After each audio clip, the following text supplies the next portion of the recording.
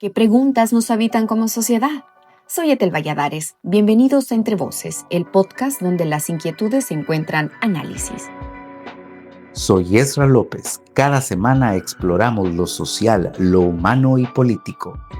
¡Comenzamos!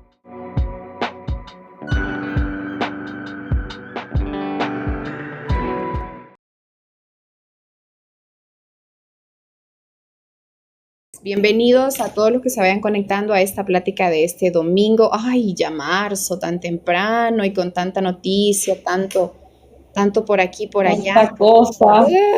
Bienvenidos, marzo. No voy a decir sorpréndeme porque ya.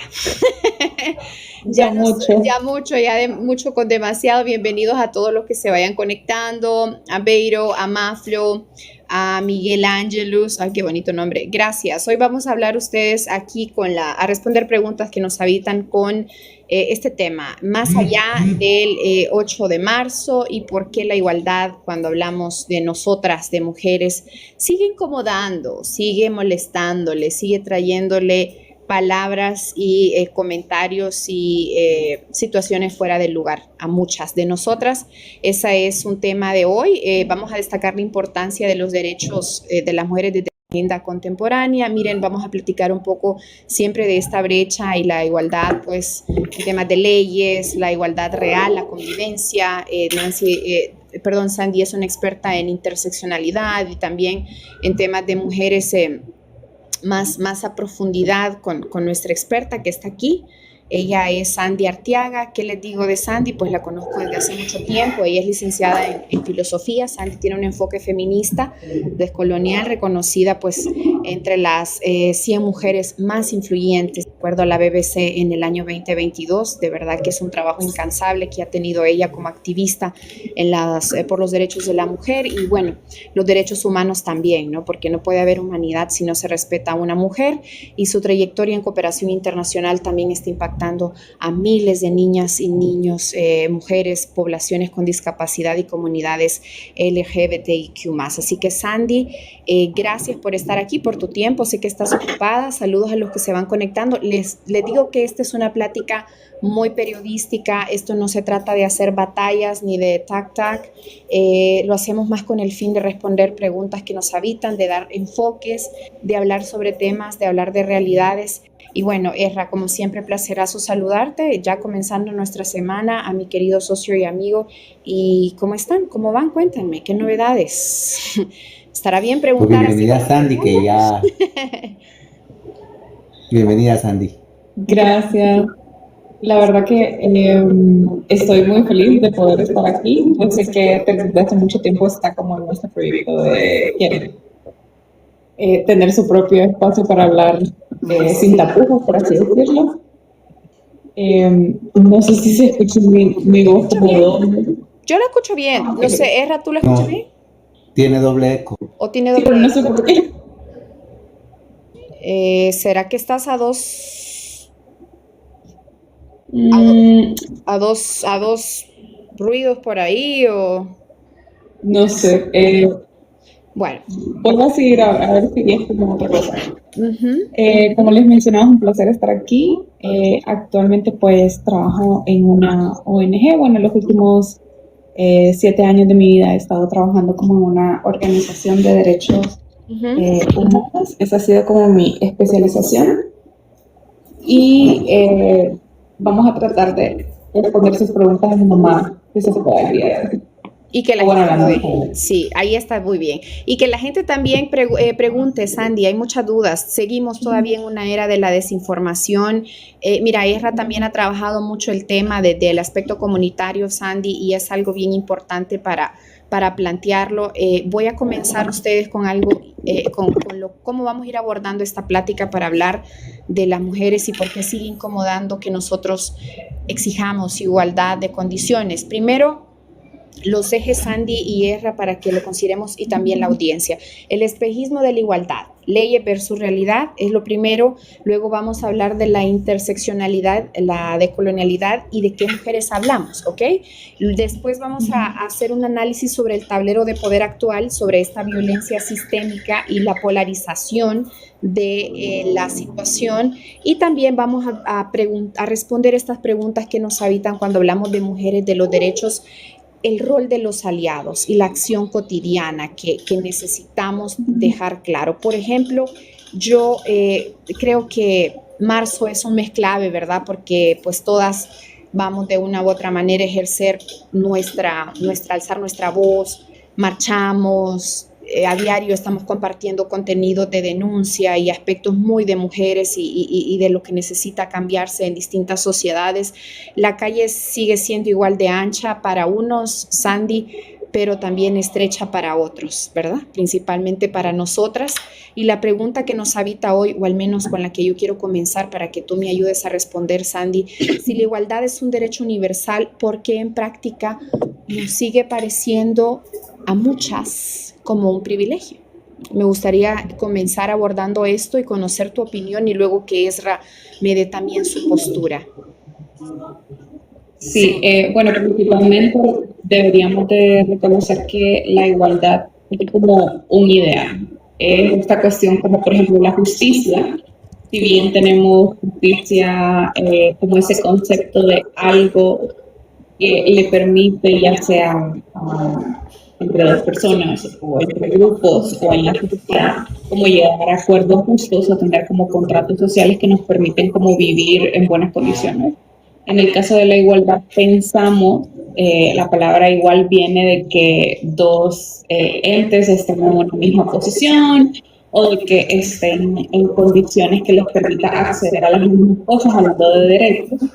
Y realmente cuando se empieza a hablar mucho de igualdad en un contexto de contratos sociales después de la Revolución Francesa, cuando existe como esta gran catarsis del pueblo de exigir como ya no queremos ser feudales, entonces se crea como la Declaración de los Derechos del Hombre, ¿no? Uh-huh. Y algo muy interesante de la Declaración de los Derechos del Hombre después de la Revolución Francesa es que existía en su tiempo, en ese contexto, una mujer que se llamaba Olympe de Gouges, y que ella declaró la Declaración de los Derechos de la Mujer, y que por haber hecho eso, después de la Revolución Francesa, le cortan la cabeza en guillotina. Lo que significa esto de que la igualdad era entre hombres, no entre la sociedad. Y hay un problema con eso, porque, por ejemplo, cuando nosotros decimos la palabra todos o nosotros, o esas palabras que tienen como género masculino, uh-huh, automáticamente pensamos que las mujeres estamos incluidas. Entonces, en ese tiempo, al pensar que era la Declaración de los Derechos del Hombre, mejor dicho, sí, era solamente para los hombres, pero ellas tenían una concepción de que era la Declaración de los Derechos de las y los humanos, ¿no? Los humanos. Entonces, al querer hacerse eso, de la Declaración de los Derechos de las Mujeres, pues es allá donde empieza a nacer dentro del feminismo occidental y dentro del feminismo europeo la concepción de que tiene que pelearse por los derechos de la mujer. Ahora bien, en nuestras sociedades, la mayoría de las sociedades vivimos en estados laicos y democráticos. Sí. Bueno, y la mayoría de ellos repúblicas, se supone. En el caso de Honduras, que es una república soberana, independiente, etcétera, y que el principio de igualdad, si bien está en nuestra Constitución, no aplica a todos los seres humanos que habitan en Honduras por diferentes intersecciones. Uh-huh. ¿Y a qué me refiero con intersecciones? A cuando una persona, o sea, un ser humano, viene en diferentes complejos sociales, como por ejemplo una persona negra no accede a los mismos derechos que acceden las personas de color más claras, más blancas, uh-huh, porque hay racismo, y el racismo se traduce a violencia que las personas van experimentando a medida de que quieren acceder a ciertos derechos dentro del estado en el que vivimos. Entonces la igualdad, si podemos decir de si existe o no existe la igualdad, es como preguntarnos si existe o no existe la justicia. Yo creo que la mayoría de los hondureños diríamos que no. y la igualdad pues no existe per se, hay que hacerla, hay que ejercerla. O sea, es un ideal y existe en el mundo de las ideas, y idealmente pensamos como muchas cosas buenas que pueden existir en el entorno en el que nos desenvolvemos, pero como tal no existe una igualdad tangible, palpable. Hay que ejercerla. Definitivamente me quedo con esa palabra clave para poder ahondar en esto. Ezra, ¿qué piensas sobre la existencia o el ejercimiento de la igualdad aquí? Dame tú. Yo creo que Sandy ya planteó los puntos críticos. Primero, decir que la igualdad es, en ese marco de ideal, también es un proceso que en el caso de las mujeres y las comunidades o los grupos vulnerabilizados, es decir, y voy a aclarar por qué uso vulnerabilizados y no vulnerables, porque cuando usamos vulnerables decimos que son responsables de su propia vulnerabilidad, y cuando decimos vulnerabilizados es que hay un contexto político, social y económico que vulnerabiliza y los pone en esas condiciones. Entonces, desde esa perspectiva, es una lucha, es un ideal, pero también es una lucha, ¿no? Y justamente lo que decía Sandy, que ha sido un proceso histórico que hay que reconocer, que viene desde la misma configuración del marco de derecho, y pasa incluso por entender fechas como el 8 de marzo, que si bien es un momento para conmemorar, también es un momento para recordar la importancia de la continuidad y la necesidad de seguir generando incidencia, acción social, política, porque aunque hemos tenido avances en materia legislativa o avances en términos de el camino hacia la igualdad de derechos, en el caso de las mujeres, todavía hay barreras estructurales muy fuertes que siguen estando en la mesa, ¿no? Eso pasa por cómo se aseguran los espacios adecuados, los espacios pertinentes. No solo se trata de tener una legislación, sino la aplicación de esa legislación y cómo los mecanismos tienen los presupuestos adecuados y pertinentes, y cómo se entiende entonces en el marco de la existencia de los derechos también las brechas que existen entre los tipos de poblaciones.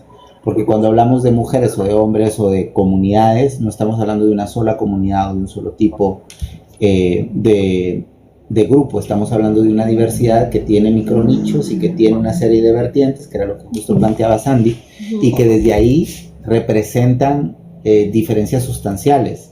No es lo mismo una mujer en San Pedro Sula que una mujer, incluso dentro de San Pedro Sula, no es lo mismo una mujer en San Pedro Sula en Barrio Los Andes que una mujer en San Pedro Sula en el planeta, en los altos de, ¿qué te voy a decir? En el Merendón, por ejemplo. Las condicionantes socioeconómicas son distintas.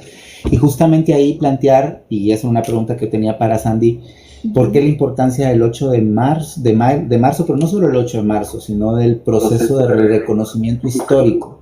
Porque yo creo que cuando no reconocemos que no llegamos al mínimo marco de derechos que hay hoy en día, es también olvidar el proceso que ha transitado para llegar al mínimamente ahí, la necesidad de seguir ampliando la lucha y de seguir en ese mecanismo de impulsar la igualdad como ideal, ¿no? Sí, realmente es como preguntarles a ustedes por qué ¿no? Creo que queremos hacer un ritual de las cosas que nos gustan. Por ejemplo, el Día de la Madre, pues nosotros nos encanta pues consentir a nuestras mamás.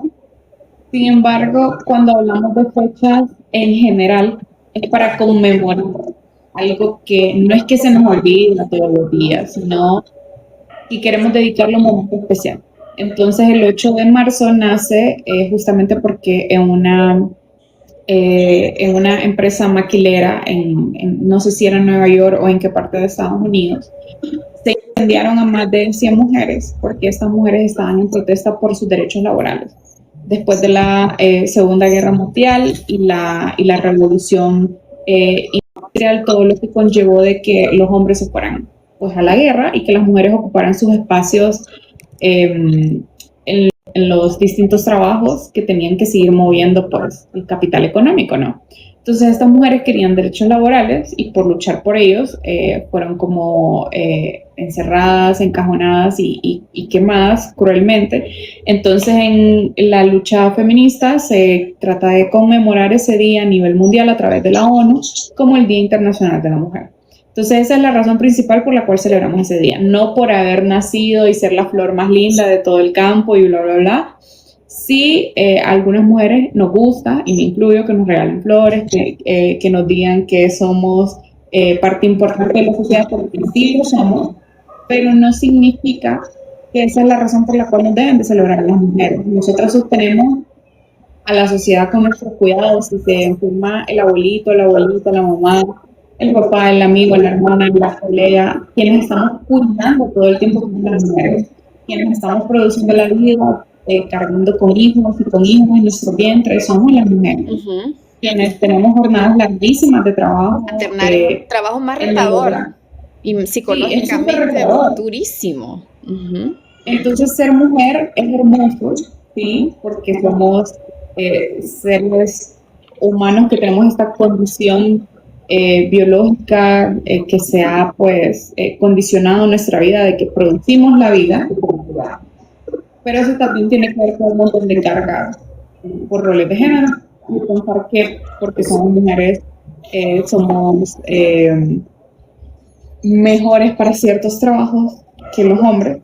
Son trabajos relacionados a los cuidados, como por ejemplo somos mejores enfermeras que un hombre, o mejores niñeras que un hombre, etc. Entonces este día es para recordar de que tenemos una lucha que no ha terminado, que es constante y que por eso se hace una conmemoración. Así como, por ejemplo, en México también se celebra el Día de los Muertos, las mujeres en general de todo el mundo, te consideres o no feminista, recordamos el Día de la Mujer Internacional como un hito histórico de nuestra lucha.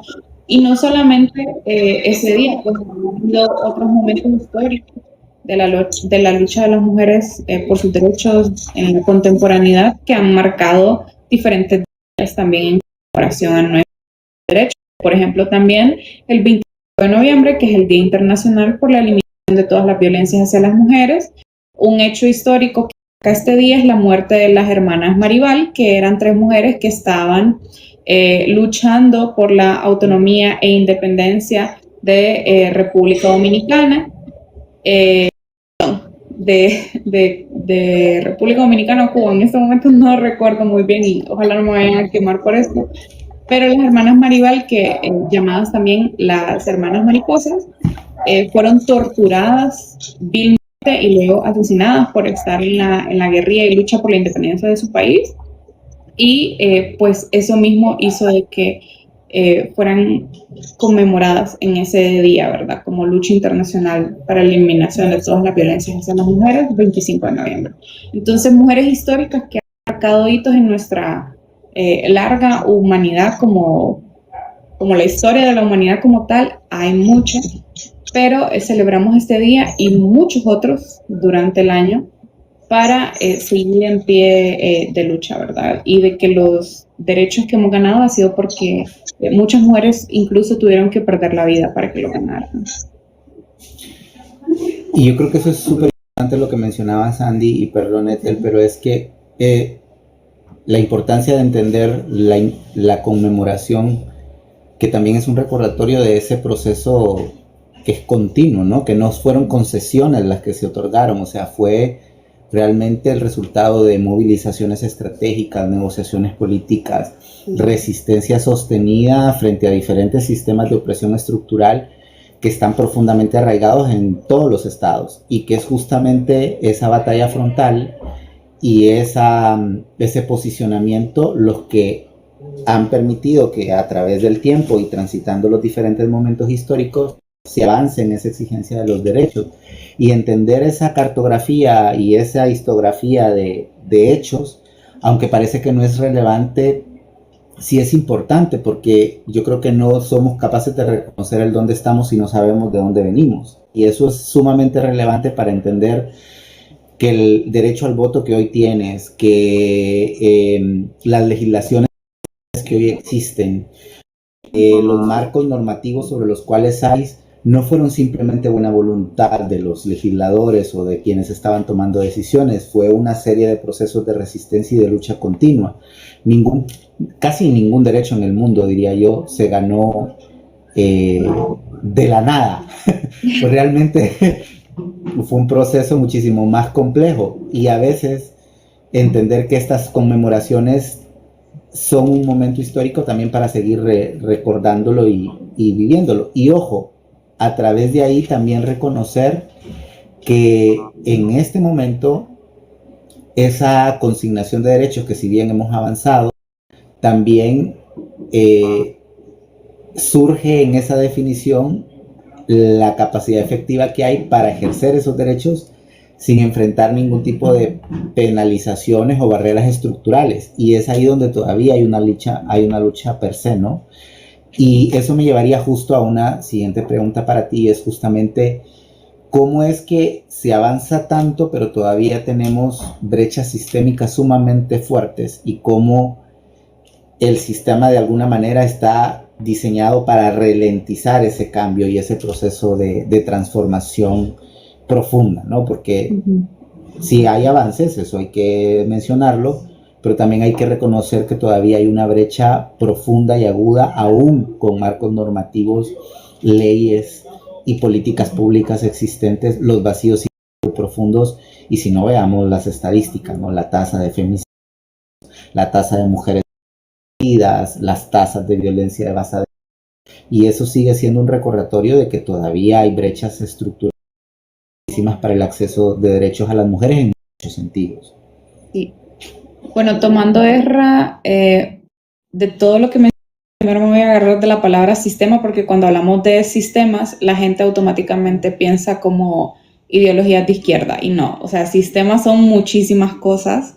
Tenemos que pensar, cuando decimos la palabra sistema, en el engranaje de un reloj. Cuando nosotros abrimos un reloj, vemos que hay muchos como engranes que se van moviendo continuamente, y que uno funciona porque tiene el empuje de otro. Entonces, en este sentido, la sociedad es construcción de contratos sociales, de economía, de ejercer el poder. Hay personas en puestos que ejercen ese poder. Por ejemplo, en este caso, en una república democrática, independiente, pensamos en la figura de un presidente o una presidenta, la persona que es la cabeza como de todo el aparato estatal y que toma decisiones, ¿verdad? Entonces, también hay otros poderes independientes dentro de una nación, volviendo a un país democrático. Se supone que, por ejemplo, el Poder Judicial, el Congreso Nacional, así como lo tenemos en Honduras, en otros países existe también la figura del Senado, los gobiernos federales, que en Honduras no existen, y la presidencia son poderes concatenados, o sea, que se confabulan, son unidos de alguna manera a través del Estado, pero que operan de maneras distintas. Entonces, como entendiendo un poquito como la figura de que en este caso nos vamos a posicionar en un estado, de que existe un sistema, de que entendemos de que el sistema no solamente es político, sino que también es económico, y que dentro de ese sistema influyen muchas cuestiones culturales, sociales y demás. Hay que entender de que las mujeres, al ser más del 50% de la población mundial, global, representamos un porcentaje altísimo de las personas que damos impuestos, de las personas que ahora votamos gracias a ese derecho, tenemos la economía, que cuidamos la sociedad, la vida de esa sociedad, tener hijos e hijas.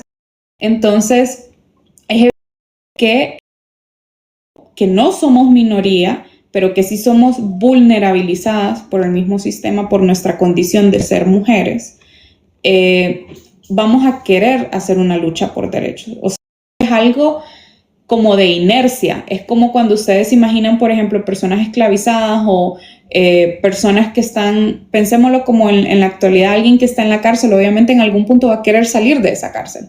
Entonces, en ese sentido, las mujeres nos hemos organizado para muchísimas cosas, y ahora tenemos mujeres en muchos ámbitos, en el emprendedurismo, en la economía, en la política, en las ciencias duras, en las ciencias sociales, etc.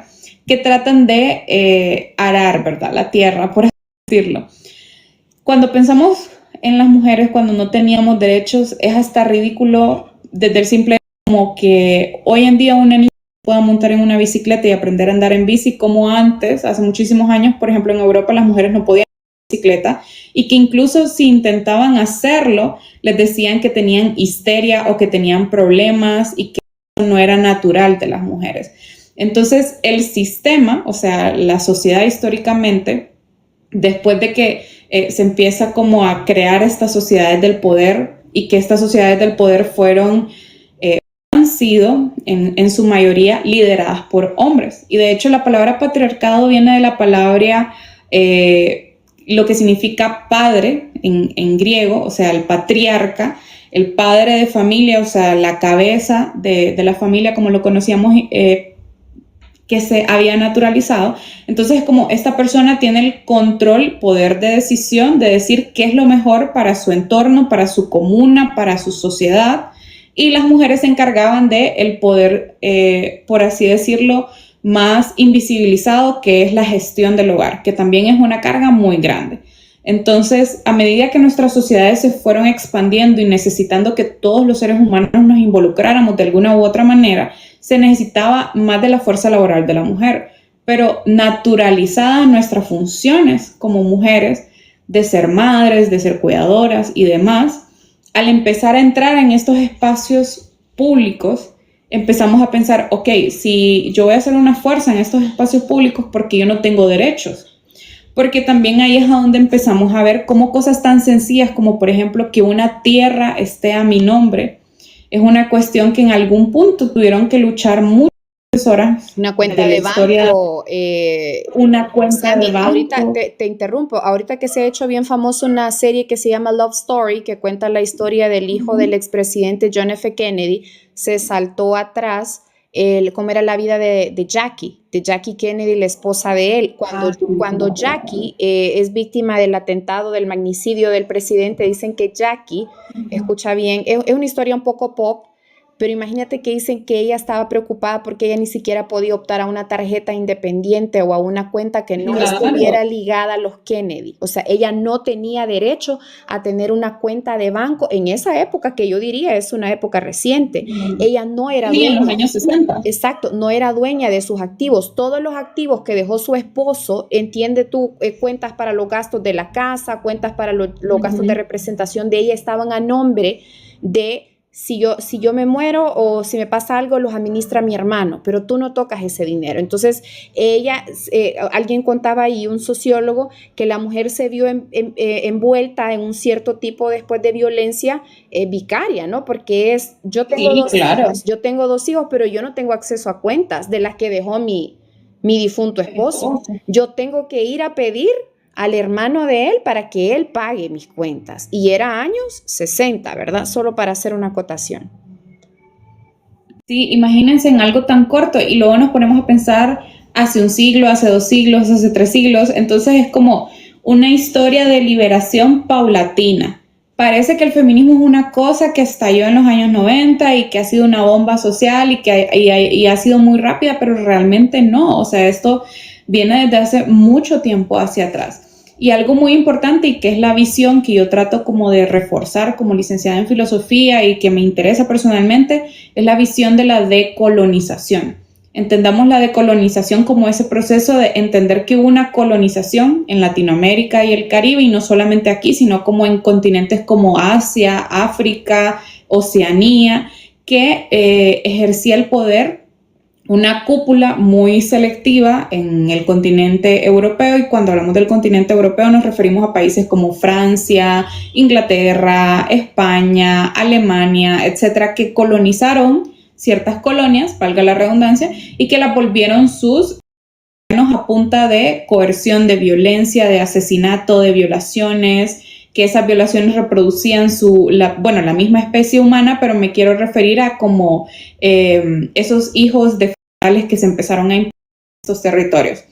Entonces, cuando traen el proceso de la colonización, bien, en algunas culturas originarias, étnicas, antes de la colonización, quizás habían otras formas de convivir entre hombres y mujeres, que si bien los antropólogos y arqueólogos todavía estudian hasta el son de hoy, no vamos a poder saber a ciencia cierta, con completa exactitud, cómo hubiera sido una civilización hoy en día si no hubiera ocurrido ese proceso de colonización. Entonces, cuando hablamos de descolonización, es ir a la historia, recuperarla, tratar de ver esos vestigios e imaginar reconstruir esa historia, no desde cómo nos la cuenta el colonizador, sino desde cómo la hubieran contado quienes fueron ultrajados en ese proceso. Entonces, en ese sentido, ahí viene un doble factor, que es no solamente el ser mujer, sino que el ser esclava en el contexto latinoamericano y quitar esa esclavización y quitar el hecho de que por ser mujer se fuera a ser inferior, ¿verdad? Entonces, volviendo al tema de los sistemas, es por eso muy importante que hay que entender que hemos avanzado muchísimo, muchísimo, y yo diría que incluso con los retrocesos que hay hoy en día, obviamente yo sigo teniendo más derechos que los que quizás tuvo mi abuela. Ay, perdón, creo que... Ojalá no me haya salido. No, está bien, okay. Súper bien. Ok, entonces, pensando por ejemplo yo en mi propia abuela, que mi abuela murió como cerca de los 80 años, pero hace 71 años, en este año en Honduras, se cumple el derecho al voto. Y entonces yo me pongo a pensar, cuando mi abuela era una niña, o sea, cuando mi abuela venía naciendo, aquí en Honduras no se tenía acceso al derecho al voto para las mujeres. Entonces, obviamente yo soy una persona agradecida pensando como, ok, yo siendo una mujer de 26 años en Honduras, joven, tengo cierta cantidad de votos que si me pongo a pensar hace 60, 70, 80 años aquí en Honduras no existían. Entonces es por eso que yo me empiezo como a llamar feminista. Entiendo yo que hay muchas mujeres que digan el feminismo no me representa, o que digan eso del feminismo no es para mí, o a mí en qué me afecta que hayan feministas siguiendo luchando por los derechos o no. Realmente eso es carencia de conocimiento de nuestra propia liberación como población de mujeres, y tiene que ver con que el mismo sistema, o sea, este sistema en el que vivimos todas y todos, ha inventado, y digo ha inventado, un enemigo común. Dentro del feminismo hay una categoría muy importante que es la palabra género.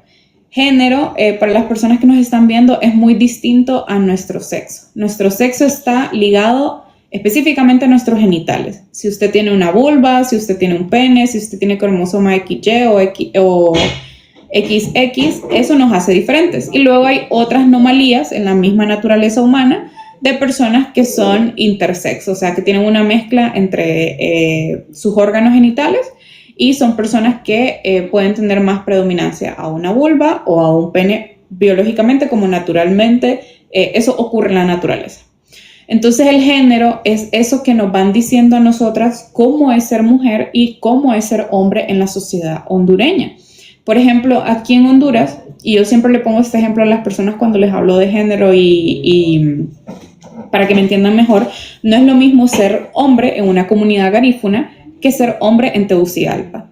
No es lo mismo ser hombre en una zona rural, independientemente aunque vos no tengas una etnia, a que ser hombre en Tegucigalpa. Un hombre en Tegucigalpa podemos imaginarnos una persona con sus tenis, sus jeans, su camiseta, y un hombre en la zona rural pues puede ser su camisa manga larga de tela, de algodón, sus zapatos burros, sus jeans, un machete para trabajar en el campo.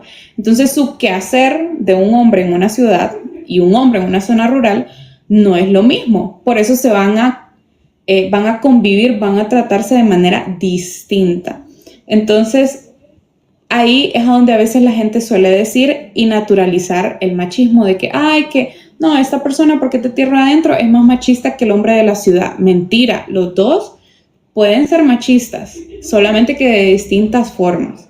Y no significa que vos, porque accediste, por ejemplo, a un colegio privado o terminaste la universidad, dejas de ser machista. No, eso es una falacia, una mentira también que nos hacen creer. Mismo con o la palabra de no puedo serlo, no puedo ser machista porque yo nací de una mujer y porque yo tengo hermanas, que es esa palabra siempre es una falacia. La encontrás ahí cuando alguien justifica. Y eso es una falacia porque si te pones a pensar en la generalización, pues todos los hombres obviamente vienen de un vientre, y si todos los hombres por tener madre no fueran machistas, entonces no existiría el machismo. Entonces, y ahí viene otra connotación de que muchos hombres me han dicho, pero es que yo soy machista por culpa de mi mamá porque mi mamá me crió así. Entonces, eso nada que ver también. O sea, volvemos a que a las mujeres en sociedad nos educan para decir, bueno, la mujer en la casa, en la cocina, y el hombre afuera ganándose la vida, y no puede cocinar porque eso está mal visto. Entonces, a la pobre mujer, bueno, no llamémosla pobrecita, pero a las mujeres nos enseñan eso. Obviamente ellas van a como reflejar eso en sus hijos. Y lo que hace la diferencia es cuando uno toma conciencia y se pregunta, ¿pero por qué las cosas tienen que ser así? Eso es lo que marca la diferencia. Entonces, no sé si lo dejo por acá para ver cómo también orientamos las siguientes preguntas. No, total. Mira, sobre eso, sobre marcar la diferencia, al inicio mencionaste el tema de las Mirabal en República Dominicana, que fueron, como te digo, férreas opositoras, ¿no? a Trujillo, al dictador en esa época que gobernaba República Dominicana, y el hecho de tener posturas, de ser mujeres de frente, de convicciones, de letras, mujeres que manejaban, Sandy, un avivamiento intelectual en el que se atrevían a decir, voy a debatirte con mis ideas, ¿no? Con mis posturas, con mis entenderes, y el hecho de las violencias, como decías tú, de patrimoniales, el hecho de que todavía cuando nuestras abuelas nacieron no había una oportunidad de comprarse un terreno, de tener a su nombre una cuenta bancaria, o de tener un espacio para el voto, y que poco a poco pues tú y yo y otras mujeres aquí hemos visto, ¿no? Que 2 que 3 avances, pero por lo menos nosotras fuimos a la universidad, nosotras ya tenemos una cuenta de banco, viajamos sin autorización de alguna pareja hacia adentro o fuera del país, lo que sea, pero algo aquí puntual, Sandy, la calle todavía sigue siendo, compañera, compleja. Las leyes están ahí, pero no nos protegen. La realidad de la mujer latinoamericana sigue siendo la misma, Sandy. El miedo a caminar, el miedo a no tener protección si denuncia, la sobrecarga de los cuidados. Ya no solo maternamos en la casa, maternamos la empresa, maternamos el grupo de trabajo, maternamos gobiernos. ¿Cómo explicamos esta desconexión entre el papel y la vida real? Porque todo el mundo dice no, y lo que decías es que se le da muy bien porque ella es como mujer, y la mujer aguanta presión, la mujer aguanta el estrés, la mujer aguanta la ansiedad. Mira, el otro día me iban a contratar para un trabajo, me dice, no, es que usted es buena, usted el minuto a minuto no la angustia, usted no sabe la presión que tengo yo cuando usted me pone a hacer un trabajo periodístico de minuto a minuto. Sí, pero como es mujer, todo lo aguanta. Entonces ya deducen de que yo manejo emocionalmente algo por el hecho de que yo me identifico como mujer, o sea, porque quiere decir que yo como porquería todo el rato, pero voy a estar bien, y como yo no digo nada, entonces todo bien, todo maravilloso. Entonces, mira, esa pregunta te la dejo ahí, y también te dejo varios comentarios. Aquí te pregunta Calia, ¿qué crees que los hombres materialistas políticos que dicen que el feminismo burgués liberal, qué crees de eso? Danos tu postura. Y bueno, lo que te decía, la calle sigue siendo peligrosa, Sandy, las leyes no me siguen protegiendo, y para muestra un botón, el caso de la jovencita que en paz descanse, Valeria, en el norte del país, revictimizándola a los medios a morir. Le han dado una vuelta a ese caso y a esa historia. ¿Qué pasa con Latinoamérica, Sandy? Sí, específicamente, volviendo por ejemplo a lo de la palabra género, lo que ha tratado de agarrar el ultraconservadurismo es decir que las mujeres nos hemos arruinado gracias a una ideología, y le pusieron la palabra ideología de género. Ahora, muy claramente lo voy a decir, el feminismo sí es una ideología, así como el ser... el nacionalismo, o sea, lo que inventaron los nazis era una ideología, así como ser ultraconservador es una ideología, así como el ser de derecha es una ideología, así como el ser de izquierda es una ideología. El feminismo también es una ideología que comprende un montón de marcos teóricos de muchísimas teorías. Entonces hay feminismo liberal, hay feminismo anarquista, hay feminismo comunista, hay feminismo socialista, hay feminismo global, hay feminismo ecológico. Hay un montón de ramas del feminismo que por eso es un montón de marcos teóricos que son parte de una ideología que es el ser el feminismo o ser feminista, llamarse así. Como cuando uno se llama, bueno, yo soy de derecha, es parte de una ideología. Entonces, en este sentido, vienen los ultraconservadores y dicen, bueno, hay que llamar al enemigo, que este enemigo es las mujeres que son, llamémoslo la palabra, empoderadas, o estas mujeres que son muy libertinas sexualmente, o estas mujeres que desnaturalizaron lo que es el ser mujer, llamémoslo ideología de género. Entonces, en este sentido, hablan de que esta ideología de género ha venido como a corromper a nosotras las mujeres y hacernos personas que estamos al borde de la locura por una ideología que simplemente busca la liberación de la mujer y el goce de sus derechos civiles, políticos, económicos, libertades culturales, sociales, etc. Y en este sentido, es por eso que hay que tener mucho cuidado cuando se habla de estos temas, porque hay muchas cosas que han sido naturalizadas en el ser mujer, así como hay muchas cosas que han sido naturalizadas en el ser hombre. Pongo el ejemplo siempre de los hombres porque cuando yo hablo de feminismo me gusta hablar muchísimo de los hombres para que vean cómo también les afecta el patriarcado. En este sentido, hay muchísimo contenido de cómo es ser un hombre de valor, cómo no ser un hombre princeso, cómo ser un hombre proveedor, Hombre cómo de alto activar tu valor, energía hombre alfa. masculina. Yo no sé de dónde saca tanto Un término, hombre pero alfa de alto valor que provee, etc. Yo te voy a decir, o sea, a mí me encantaría tener una pareja que yo dijera, o sea, este mes yo no puedo proveer y que me provean y que me mantengan este mes porque así es la equidad. Hay que hablarlo como es. Pero en este sentido, pensar, ¿cómo activar tu energía masculina? Bueno, tienes que estar con una chica que te permita proveer y que no sé qué. Ese es el discurso y la narrativa. Y te voy a decir que yo he visto N cantidad de videos que ya ni los puedo contabilizar de eso de energía masculina, energía femenina, cómo ser una mujer femenina, cómo ser un hombre proveedor, porque a mí me interesa saber qué es lo que piensa la gente, pues, y la manera en cómo nos relacionamos. Entonces, cuando hablamos de esto de que la ideología de género, ahora nos tratan de vender otra vez esta imagen de la mujer femenina, la mujer débil, talla XS, que es súper rosada, que es muy delicada, el skincare exagerado, el maquillaje exagerado, cosas de las que nos hemos ido librando en cuanto a pesadez cultural de cómo debería de ser una mujer. Ahora, yo soy una mujer y yo me maquillo, a mí me gusta arreglarme, me gustan los zapatos, me gusta salir, me gusta que me regalen flores, que tengan atenciones conmigo, pero eso no me quita lo feminista. Y aunque yo no fuera feminista y me siga gustando eso, pues cada quien tiene la libertad y decisión de cómo quiere vivir su vida. Pero en este sentido, venga y te quieran vender la idea de que vos, por querer buscar tu liberación, por querer ser una persona independiente, autónoma, libre de tomar tus propias decisiones, con una mente propia, te digan que tenés demasiada energía masculina, por ejemplo. Eso es una narrativa de control. Y es por eso que lo que dijo Ethel a mí me llama la atención y por eso yo estaba hablando de esto, para correlacionarlo a que se ha naturalizado que por el ser el hecho de ser mujeres podemos vivir bajo presión porque podemos hacer muchas cosas al mismo tiempo.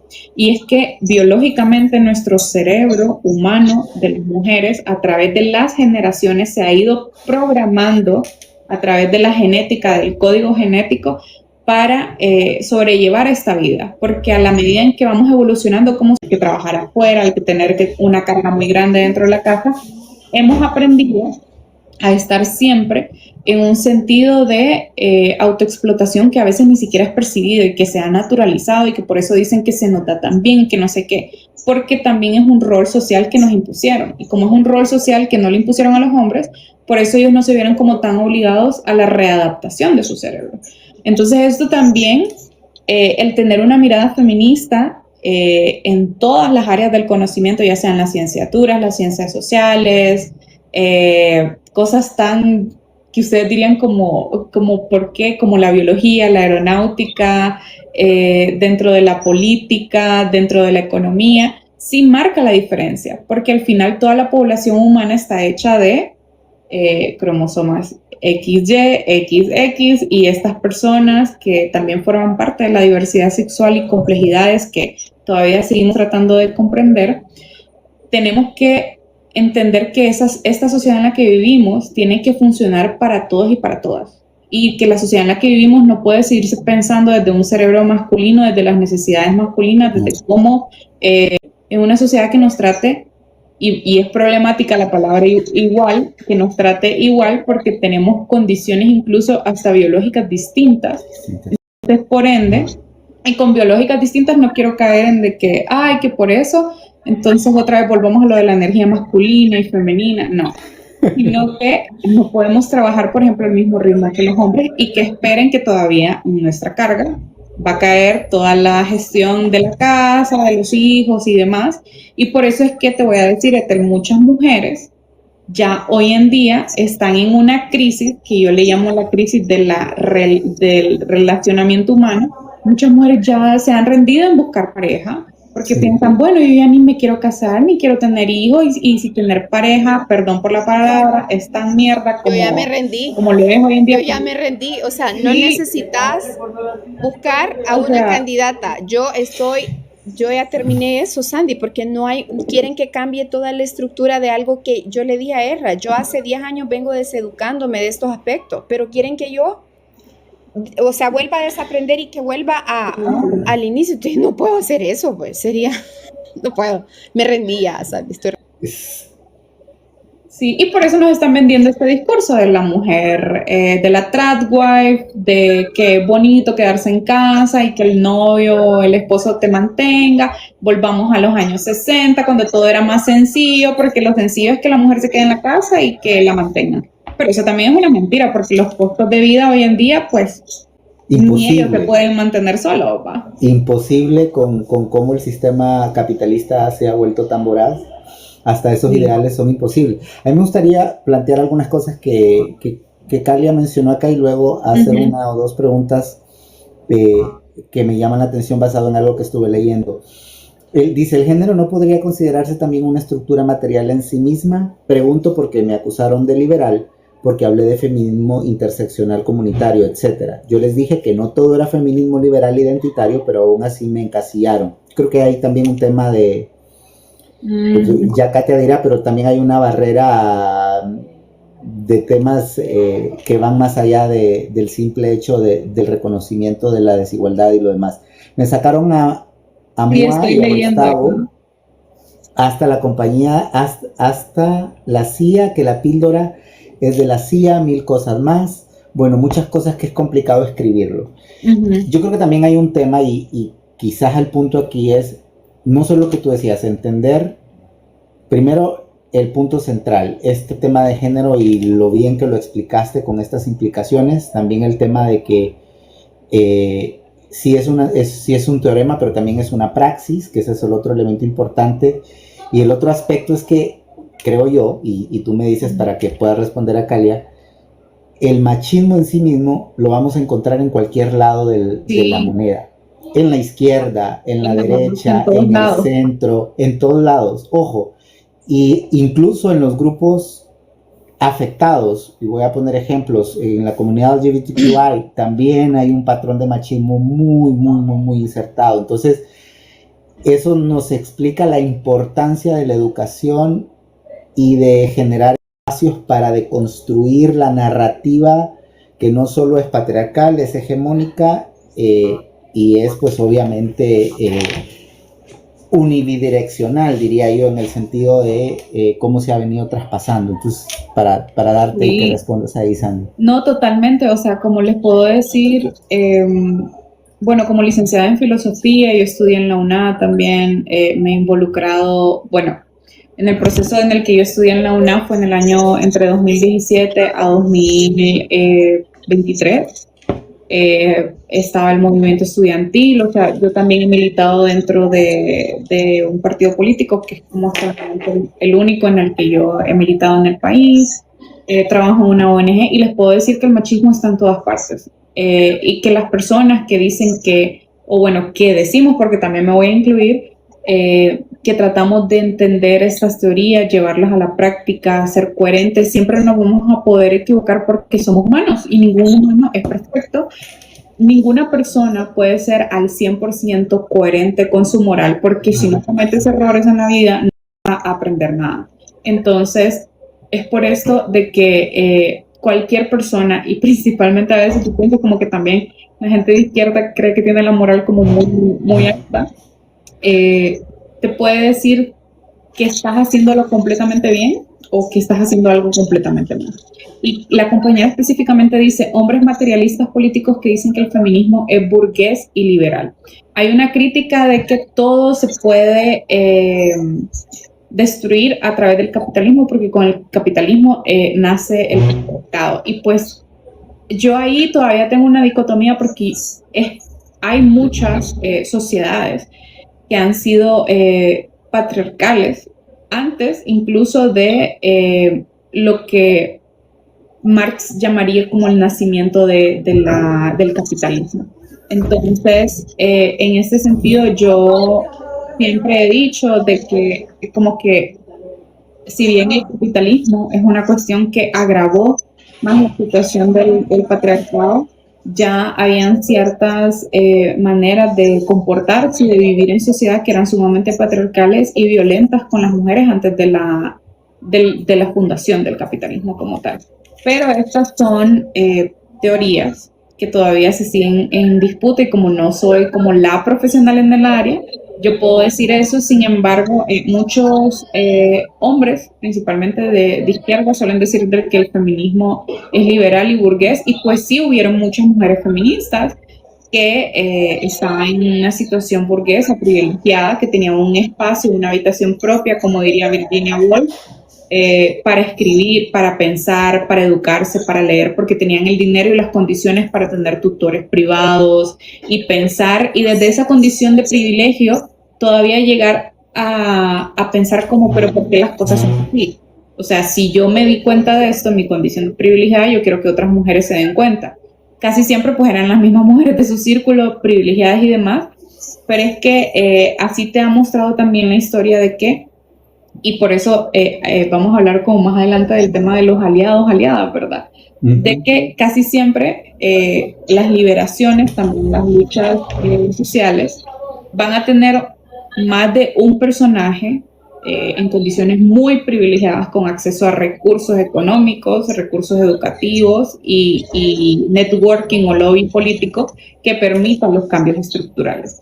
Por eso es que también a mí me gusta mucho, por ejemplo, un autor que él no habla de feminismo ni nada de estas cosas, pero se llama Paulo Freire, que hablaba sobre la pedagogía de la liberación, y él dice algo muy bonito, que el oprimido es el que libera al opresor, y que no solamente se libera como oprimido, sino que libera al opresor. Entonces, por ejemplo, yo como mujer en mi condición oprimida de ser mujer, puedo liberar al hombre en este caso, y al liberarse el hombre, también me libero yo misma, porque es como nos liberamos juntos para salir de esta red, sistema que es el patriarcado, y hasta que no nos liberemos juntos, no se va a acabar esta vaina, por así decirlo.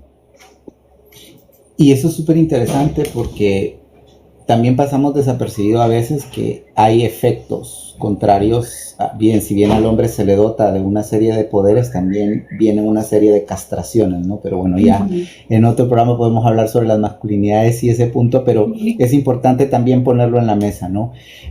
A mí me gustaría justamente, y volviendo un poco a este tema de la nueva narrativa, y lo voy a conectar quizás para pasar al punto 2 de la conversación, porque si hay una ola muy fuerte, al menos he estado viendo yo, y siento que es una ola a nivel global que arrancó en Europa y que se está difuminando con mucha fuerza hacia el resto del mundo, y que tiene que ver un poco con empezar a posicionar las narrativas de la importancia no solo de volver a la moda de tiempos atrás, sino también de traer narrativas sociales atadas justamente a este esquema de la feminidad, la masculinidad, vista desde este concepto más patriarcal. Y estaba leyendo por ahí que hay algunas investigaciones que hablan del gender backlash y que justamente tiene que ver con la acción adversa a los avances en materia de equidad, y que justamente como esto está abriendo la puerta para que grupos conservadores que les interesa mucho la agenda, pues la agenda de traer de regreso muchos de estos temas, se está utilizando justamente con el objetivo de que hay un porcentaje muy fuerte, sobre todo en el occidente, dicen que entre el 50 y el 60% de hombres jóvenes menores de 30 años, y están usando esta narrativa justamente para imponer para inyectar o insertar estas narrativas de la importancia de volver a estos temas conservadores y a este esquema antiderechos donde la mujer asume un rol, el hombre asume otro rol. Y desde ahí mi pregunta sería, históricamente se nos ha vendido, digamos, todo este tema de manera muy hegemónica, el derecho y todo lo demás, pero incluso en este nuevo enfoque y en esta nueva ola de conservadurismo que se está moviendo muy fuerte, ¿por qué no solo es urgente hablar de género y de derechos, sino es urgente hablar de interseccionalidad, sobre todo en América Latina? Sí, fíjate que me quedo con esto que decís de que por qué es urgente hablar de interseccionalidad más que de género. Y la verdad es que el género solamente es una de las categorías de todas las que deberían de importarnos. A veces para mí es más importante hablar, por ejemplo, de etnia que de género, por una cuestión de que antes de una condición desprivilegiada de género, la raza es, o sea, hablar en términos de lo que es una raza, que al final pues solamente somos una raza humana y hay muchos tipos étnicos, es más pesada que hablar de la cuestión de género. ¿Por qué? Porque igual dentro del género masculino siempre va a ser va a estar en más desventaja un hombre negro que un hombre blanco. Entonces, en ese sentido, pues, como te digo, han hecho la palabra género como un enemigo común, de decir como, bueno, como el género es esto que dicen ellas de la construcción social, entonces ahora el problema es que ya no sabemos qué es ser mujer ni ser hombre, y todo este problema de no entender a nuestra sociedad tiene que ver con el movimiento feminista, porque ellas fueron las que empezaron a cuestionarse eso, y la verdad es que el ser humano es muy osado, porque en la naturaleza misma, el hablar de género es muy complicado en la mayoría de las especies. Incluso pensemos, por ejemplo, que como las únicas otras dos especies de mamíferos que pasan, por ejemplo, por la menopausia, igual que las mujeres, son algunos, ¿cómo que se llaman? Algunas ballenas y las elefantes y las mujeres, o sea, las mujeres humanas, y eso es todo. Entonces, hablar de género es muy complejo, y más que todo en la sociedad humana, porque hemos trascendido a que uno de nuestros órganos más importantes, que es el cerebro, puede crear muchas realidades. Entonces, el problema, el disgusto que hay de la gente en la contemporaneidad, o sea, en el aquí y en el ahora, es que al cuestionarnos tanto la categoría de género, parece que ya no podemos clasificar qué es ser hombre y qué es ser mujer, porque lo que nos permitía clasificar directamente eso es lo visual, o sea, por ejemplo, si una mujer usa vestido, pero si ahora los hombres también pueden usar vestido, entonces ¿qué es ser hombre y qué es ser mujer? Cuando eso realmente creo yo que es efímero en cuanto a qué tan buena persona sos, en cuanto a qué tanto respetas los derechos de alguien, en qué tanto no haces daño en la sociedad. Qué tan resiliente o empático sos. Exacto, y principalmente el tema de la empatía. O sea, yo siento que este discurso de ultraconservadurismo en cuanto a las discusiones de género tiene que ver con que no entiendo algo, entonces me frustro, me enojo, tengo ira y dejo de ser empático, y ahí empiezo a perder mi humanidad y se quiebra completamente el puente de discusión y el puente de diálogo que pueda haber entre personas. Entonces, yo creo que eso sería como mi respuesta breve a tu pregunta. Y justamente quizás para profundizar también, porque para muchos la interseccionalidad, no sé, yo recuerdo cuando a mí me empezaron a hablar de interseccionalidad en el mundo del desarrollo, era una caja difícil de descifrar teóricamente, pero cuando la entendí, también me pareció que era sumamente relevante para poder comprender el mosaico de realidades y desigualdades que hay. ¿Cómo explicar esta importancia de la interseccionalidad y por qué nos hace ver otras aristas en el tema de género, Sandy?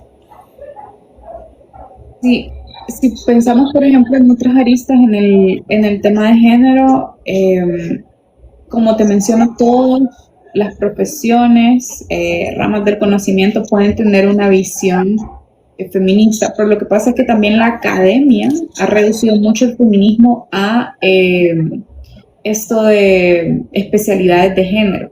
Y el feminismo no solamente es una especialidad o una manera de ver todo a través del género. Como te digo, los feminismos más combativos, por así decirlo, más teóricamente pesados, son los que incluyen estas otras interseccionalidades, como por ejemplo ver el tema del capitalismo, el tema de la raza, el tema de las clases sociales. Ahora, con el poshumanismo, todo lo que tiene que ver con la robótica e inteligencia artificial. Entonces, tener la perspectiva de género, que es lo que solemos llamar, yo lo seguiría llamando como perspectiva feminista, no de género, porque eso también reduce todo a una sola categoría y no permite que profundicemos la mayoría de temas. Super. ¿Ethel? Eso es bien importante que lo traigas a la conversación, sobre todo porque creo que a este punto de la conversación ustedes creo que podemos ya ir delimitando algunos puntos, ¿verdad? Claves en los cuales tenemos que reflexionar para abordar. Primero, hablar sobre las preguntas que nos habitan y lo que tenemos que responder es sobre el bienestar colectivo, ¿no? O sea, Sandy, creo que has tocado algo muy importante. No solo se trata de quién es ella o quién es él, sino quién es humano. O sea, es una cuestión de humanidad. Si yo estoy oprimido a través de mi opresión y de mi aprendizaje, puedo ayudarte también a ti, que eres mi opresor, a liberarte y nos liberamos todos. O sea, hablando de sanar, que creo hay un grave problema a ustedes y lo veo en esta red social y en otras, que es una batalla contra el tiempo de sanar y sanar 1000 cosas. Y siento muy empíricamente en mi evaluación que esa necesidad de sanar viene porque no hemos establecido puntos de trabajo claves e integrales en estos temas, principalmente cuando hablamos del machismo o del patriarcado o la interseccionalidad. Yo siento que hay muchas heridas ustedes como sociedad y veo también sin escrúpulos como otra gente saca provecho de eso, ¿verdad? Pero bueno, para hablar sobre puntos claves también que quisiera traer aquí a la mesa, el tema del backlash que habló Erra, el punto crítico del rol de los hombres y las instituciones, que no se nos pida que arreglemos algo que no rompimos sola, ¿verdad? Para ir concluyendo en esa parte, no puedo arreglar algo yo sola tampoco, entendiendo que tenemos que ser una sociedad equitativa, independientemente de la postura que haya dentro de una izquierda o dentro de una derecha, pero al final para abordar este autocuidado en el activismo también, Sandy, los límites sanos, porque yo no sé tú, una cosa muy tuya, muy personal, creo que como una filósofa, como una mujer activista en un partido y en lo demás, también puedes darnos una opinión. Y es algo que yo lo he aprendido, Sandy, lo he aprendido muy a la mala, en el 90% de los casos, pero hay batallas que sí podemos librar, pero hay momentos en que nos cansamos y hay algunas que no podemos, ¿verdad? Y no estoy diciendo que yo voy a renunciar a mi lucha desde donde yo estoy o desde donde tú estás o Erra desde donde esté, pero hay cosas que a veces nos drenan demasiado y hay cosas en las que yo sí te quiero preguntar a ti como activista hasta este punto de la conversación, de tu autocuidado, de tus límites sanos, ¿cómo le haces tú? ¿Cómo te divides entre esto es Sandy, esto es lo que Sandy va a pelear, esto es a lo que no voy a ir porque me va a quitar energía? Te lo pregunto como mujer y te lo pregunto también desde el lado profesional que te ha tocado ejercer en este punto de la historia. Y quizás, Andy, una pregunta ahí para justo cerrar este bloque es cómo lograr que esta agenda no solo se quede justamente en temas de la academia y empecemos a ampliarla a la participación de todos y todas. Gracias. Bueno, voy a abordar primero la pregunta de Ethel. Mira, es muy cansado. Yo justamente ayer me dormí, hoy 1 de marzo del 2026, ayer me dormí en la noche como muy apesarada, muy cansada porque yo dije como, ahorita me siento determinada. Y eso tiene que ver con todo lo que está pasando a nivel global, no solamente en Honduras. Bendecidos estamos del salón que no ha sido bombardeado. Y yo a veces cuando me siento así, lo que hago es simplemente la gente que yo quiero y tratar de no hablar de nada relacionado, o sea, nada que tenga que ver con lo que yo hago diariamente, sino como disfrutar, ver una película, salir a caminar. Y yo pienso de que uno puede seleccionar los espacios a los que va. Por ejemplo, yo personalmente como un propio política he dejado de frecuentar ciertos espacios de discusión en el trabajo político porque siento que es muy desgastante que toda mi vida gire en torno a.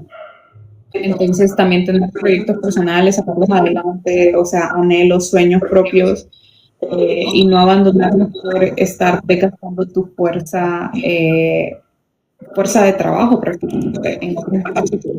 A veces son muy redundantes, es muy necesario y también como mujeres nos exigimos mucho, pues nos exigimos el doble. Entonces, yo siento que en ese sentido, cuidar de mí misma, tratar de entender que este cuerpo que tengo lo tengo que cuidar, entonces como comer bien, hacer ejercicio, no solamente por estética, sino porque si quiero vivir muchos años para tener muchas más experiencias de vida, pues tengo que cuidar este cuerpo que tengo.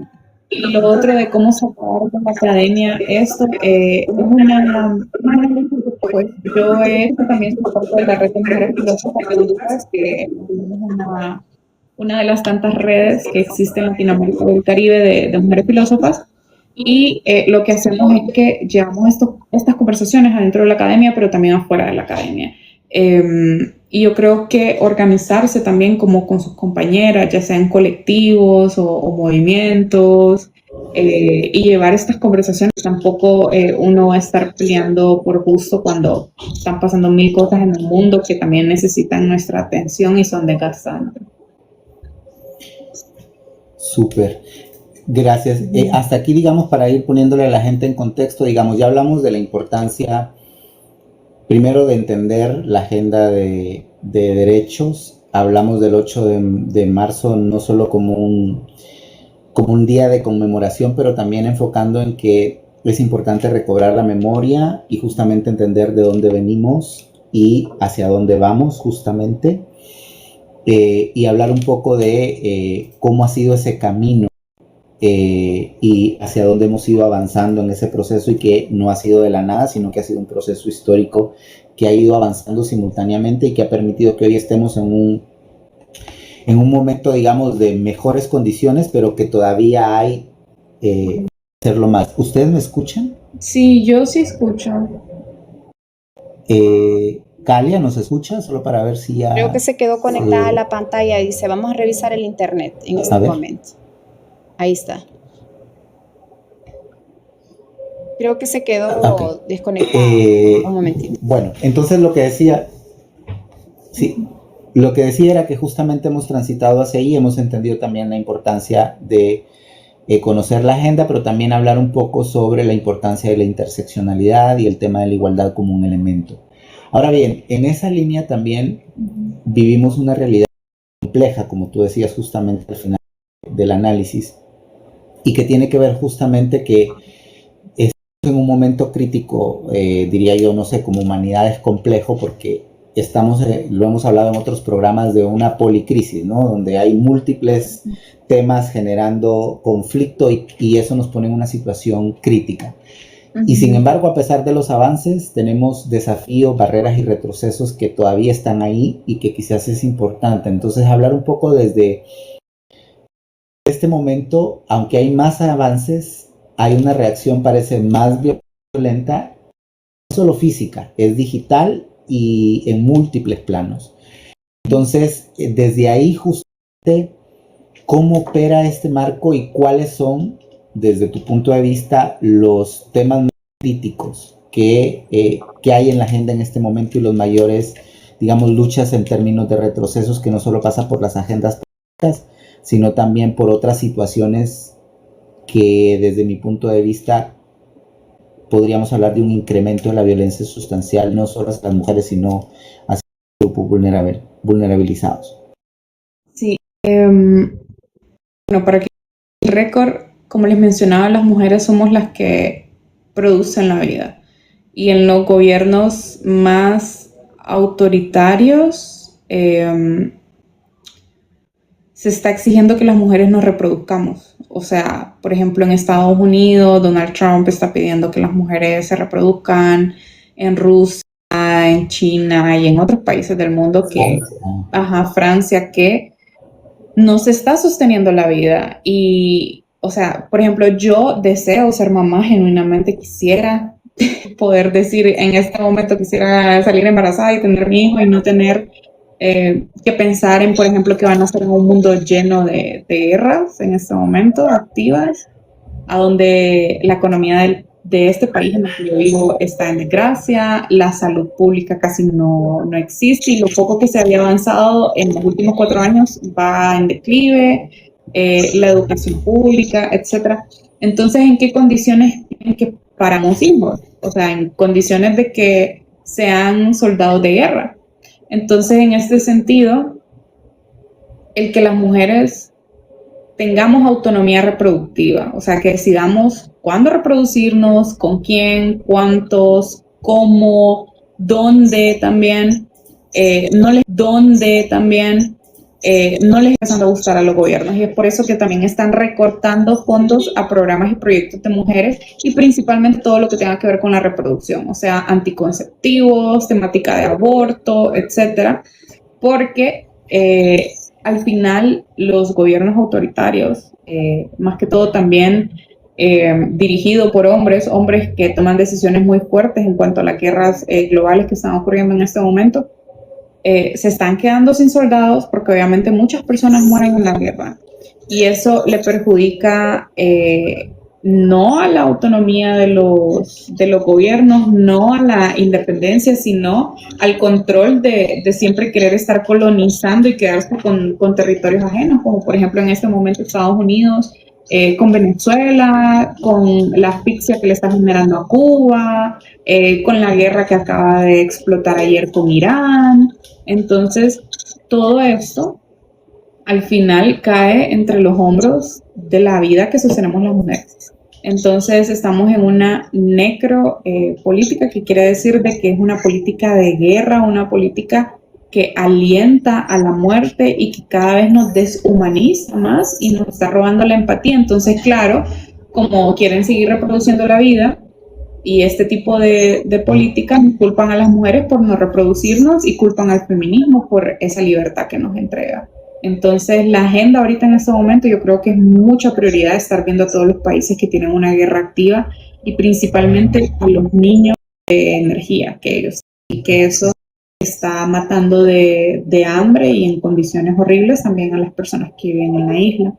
Entonces, es una política de castigo que al final solo beneficia a los multimillonarios de los países y que principalmente a nosotras las mujeres pues no nos vienen bien y no le viene a la economía de absolutamente nadie en bien.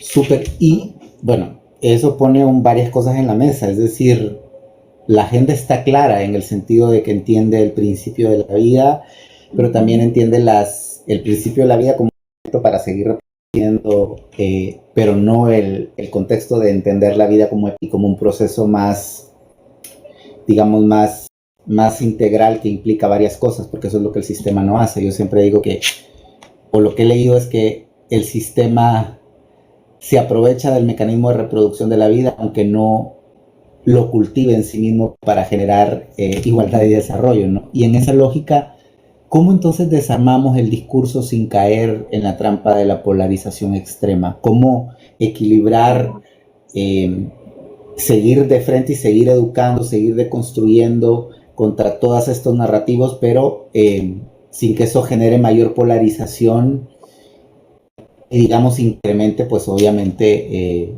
los extremos y las inflexiones a pensar y a repensar y a deconstruirse, que parece fácil, pero creo que es un proceso complejo.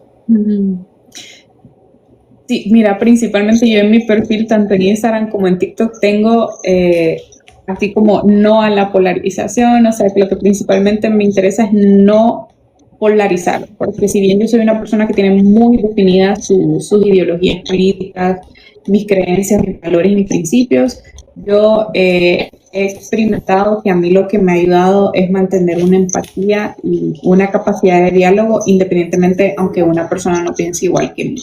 Ya cuando una persona no piensa igual a mí, pero solamente está abierta a hablar conmigo para hacerme cambiar de opinión, tampoco, porque al final el diálogo lo que permite es que dos opuestos puedan hablar y llegar a un acuerdo, pero no es que te jalo a mi lado ni que vos me jalas al tuyo.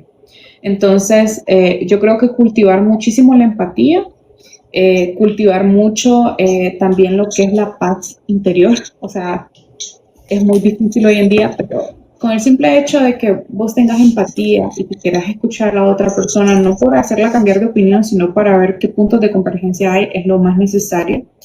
Y yo creo que algo que obviamente se ha ido perdiendo en nuestras sociedades es nuestra, cómo alimentamos a esta parte que es muy del ser humano de la espiritualidad, porque también ahí era donde antes la gente decía, es que los principios, los valores se criaban en la iglesia y demás y bla, bla, bla, pero es que realmente uno no necesita ir a una iglesia o ser perteneciente a algún tipo de religión para cultivar la paz interior, esa conexión directa con Dios, la empatía, la solidaridad, la humildad, que son valores que nosotros podemos poner en práctica en la sociedad y que si bien mucha gente lo hace a través de religión, que está muy bien, yo sí considero de que hay muchas personas que también practican una religión y que no son así, pues, o sea, son todo lo contrario. Entonces, más bien son personas como que incentivan al odio y al desprecio. Sí, apología de moralmente señaladas. Sí, totalmente. Muy de acuerdo. Una cosa te digo nomás. Entonces, yo creo que eso. Sí, y te voy a decir algo por esto de la polarización que lo veo yo como periodista, ¿verdad? Lo complejo que es navegar estas aguas cuando se trata de informar, me imagino, a través de tus plataformas, de las ideas. Como dices tú, una cosa es tener una visión de un partido o nacer o militar o hacer tal o cual, pero otra cosa muy distinta es cuando uno informa. Se congeló. Me congelé. Creo que la perdimos. Sí. Okay. Vamos a ver. Ahí estoy. ¿Me ven? Ahí ya te volviste. Solo eso. Sí. Ahora sí. Dale un consejo a la gente sobre la polarización, Sandy, porque siento que de la era Trump a la era de otros líderes de extrema derecha, eso ha estado ahí. Y te lo digo yo como periodista, que ahora no ejerzo en una sala de redacción, pero hago independiente, hago colaboraciones, y la polarización es un tema muy delicado también cuando hablamos de igualdad.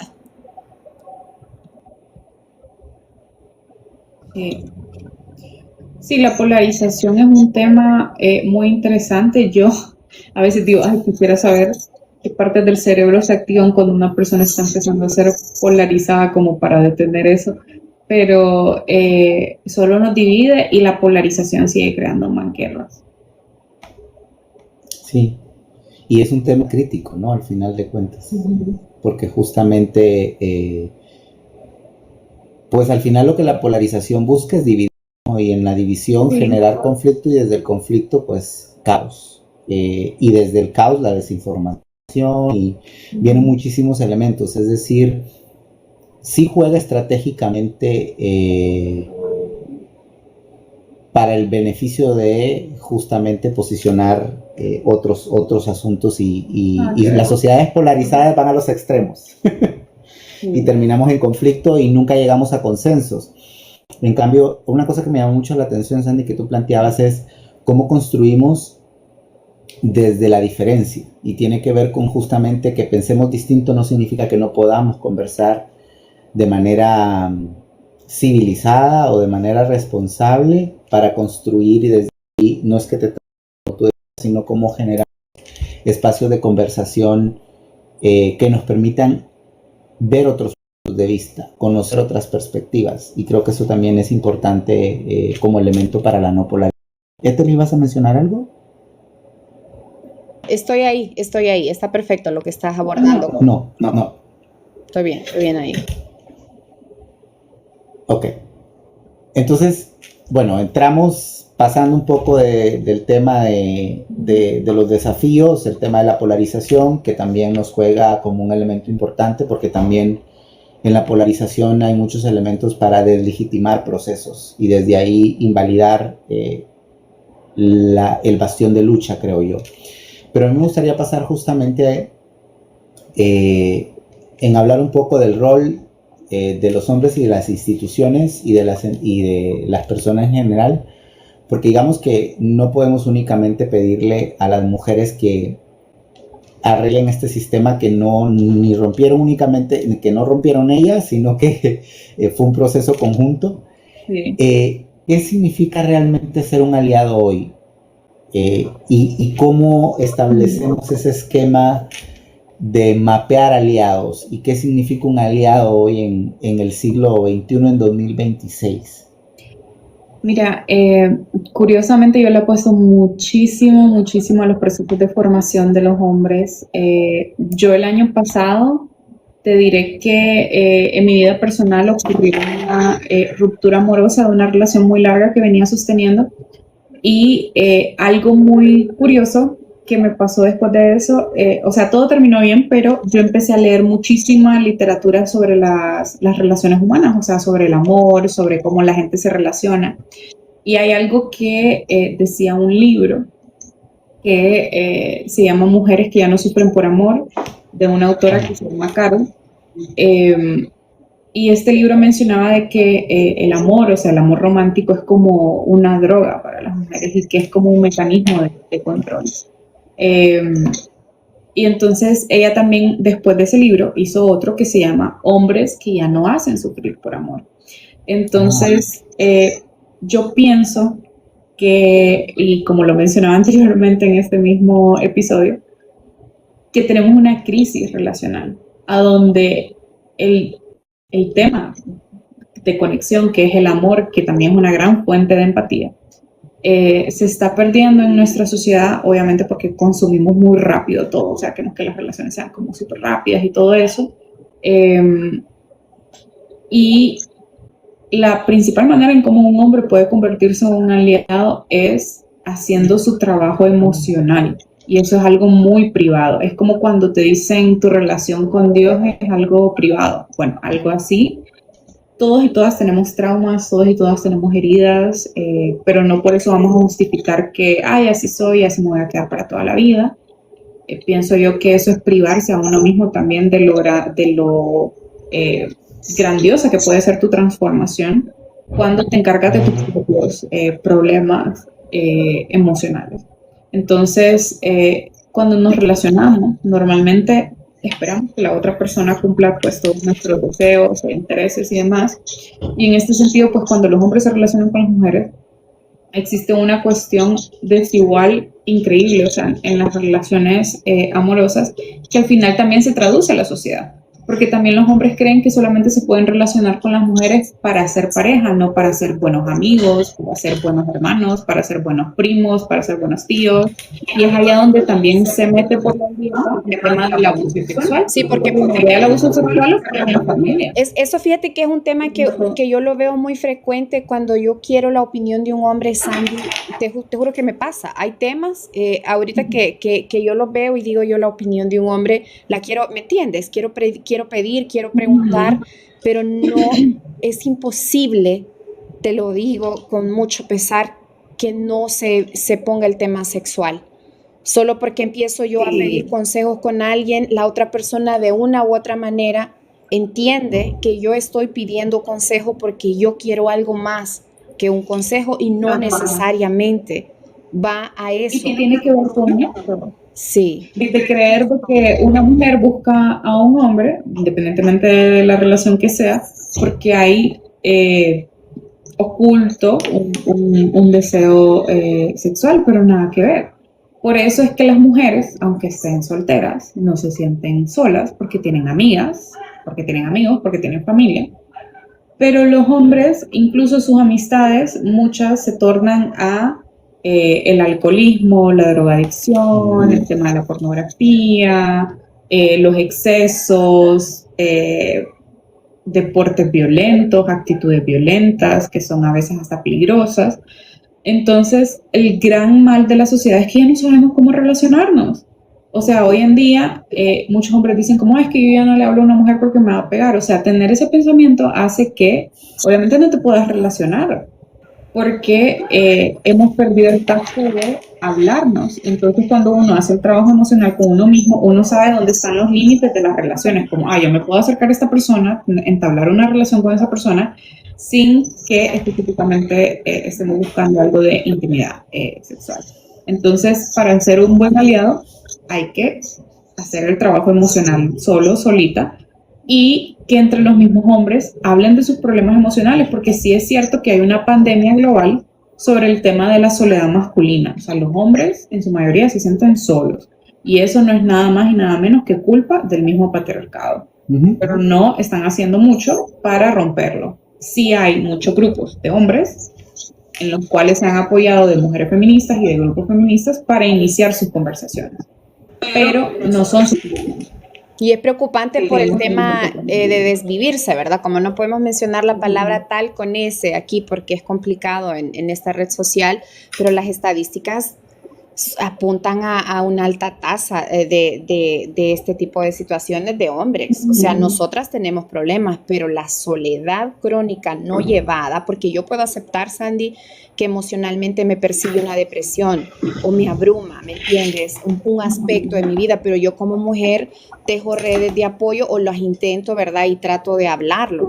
Pero cuando yo hablo, ya la perspectiva me cambia, porque yo ya me veo distinta, porque lo que estaba encerrado en mi cabeza, estando afuera con varias opiniones de confianza de mi círculo, toman otro tinte, toman otra tonalidad y se puede solucionar, ¿no? Entonces, pero y el que no lo habla y el que está encerrado en sí, entonces el patriarcado es eso también, es soledad para quienes, como decías tú, para el opresor, y esa soledad con toda la tristeza del mundo no está bien llevada, hay un grave problema y yo fíjate que yo siempre les digo a mis amigos, tengo como 2 o 3 y les digo, busquen terapia, ustedes pueden hablar conmigo todo lo que quieran, conmigo pueden debatir misa, mundo y Raimundo, hacer y deshacer el mundo, pero no van a sustituir la ayuda que les pueda dar un profesional porque hay traumas y hay cosas a trabajar como tú lo estás planteando. Aquí te mencionaba Juan Manuel algo sobre estamos en una sociedad rota, no es de hombres y mujeres.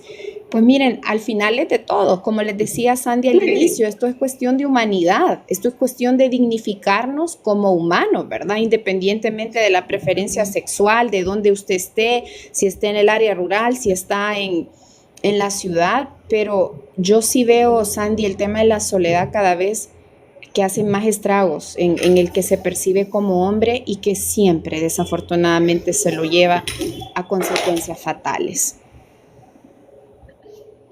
Sí, es terrible porque al final esa soledad es la consecuencia de que un grupo grande de mujeres ya no estamos dispuestas a seguirnos relacionando si no es con respeto y empatía. Y esa consecuencia es que entonces se quedan solos porque no pueden ni ser respetuosos ni ser empáticos. La empatía sería la clave, ¿no? Entre empatías y resiliencias es donde uno vive y donde uno se siente mejor en una comunidad, pero como te digo, es cuestión de ser humanos. Al final es humanidad y es ahí donde tenemos que cuidarnos todos. Erra, si quieres agregar algo. Yo más bien iba a decir justamente porque, como decía, que es un tema que me llevo muy fuerte al programa, es esta crisis de las relaciones humanas, que obviamente traspasa y que inyecta muchos elementos. ¿Cómo caminar entonces para entender que una sociedad equitativa no nos quita nada, sino que nos devuelve esa humanidad a todos y todas? Sí, yo creo que hay que recordar de que no sé hace cuántos siglos vivíamos de maneras más comunitarias. Y uno lo puede ver, por ejemplo, cuando va a los pueblos. La gente en los pueblos tiene mucha unión, aunque tenga otras cosas que no nos gusta, como el chisme y demás. Pero esa es el sentir por amor. ¿Qué estructuras de poder es la más urgente de desarmar? El aparato estatal. Súper interesante. Quedo Nos deja con varias mucho. cosas en la mesa.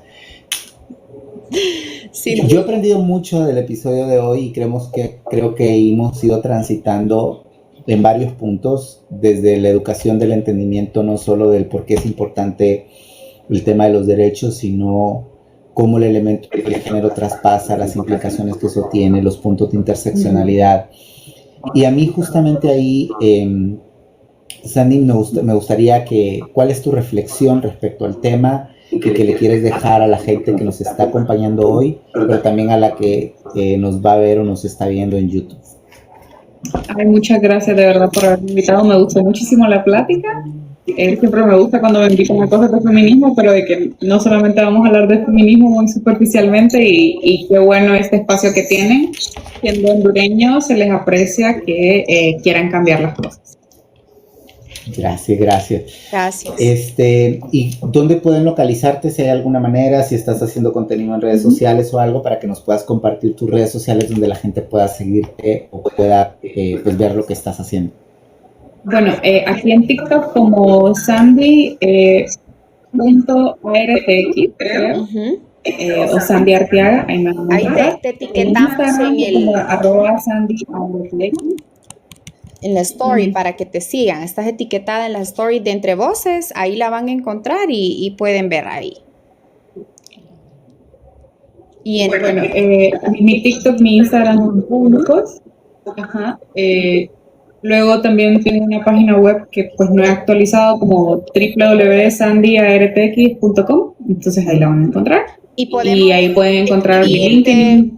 Si alguien tiene alguna duda, digamos, desde la perspectiva de la ONG donde estás tú, porque también haces activismo aparte del trabajo de la ONG, te pueden contactar, pueden hacerte consultas, todo lo que se necesite. Sí, claro. Cualquier cosa que quieran como involucrar, pues Honduras o el Distrito Central, que es donde yo vivo, cualquier situación, duda, pregunta, como algo que no entiendan o que quieran saber, por ejemplo, rutas de evaluación de delitos de violencia aquí en Honduras, me pueden escribir ya sea en mi Instagram y entonces ahí voy a tratar de responderme a lo posible.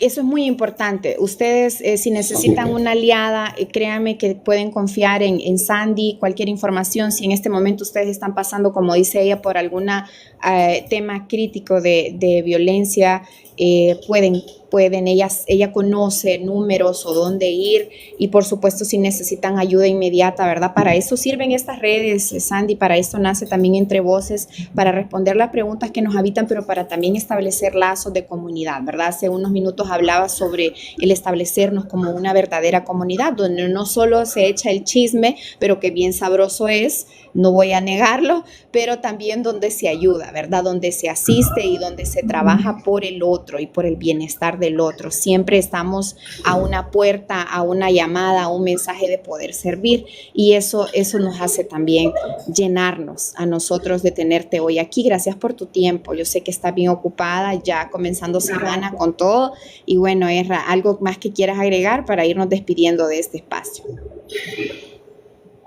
No, agradecer a Sandy por el espacio, invitarlos a todos a que nos sigan Entre Voces aquí en TikTok, pero también pueden ver los episodios en YouTube, donde justamente se van a estar subiendo. Y gracias por este espacio de reflexión, e invitarlos a todos justamente a retar lo que sabemos. Yo creo que el proceso de aprendizaje es continuo, y de construirse también es un proceso que va justamente por cuestionarnos lo que creemos que es y que no siempre se ve de la manera en la que creemos que es, ¿no? Entonces, gracias, Andy, y pues invitarles a que nos sigan en nuestras redes, y pues los vemos en el próximo episodio, supongo. Gracias. Cuídense mucho, que tengan feliz inicio de semana ustedes. Hasta la próxima.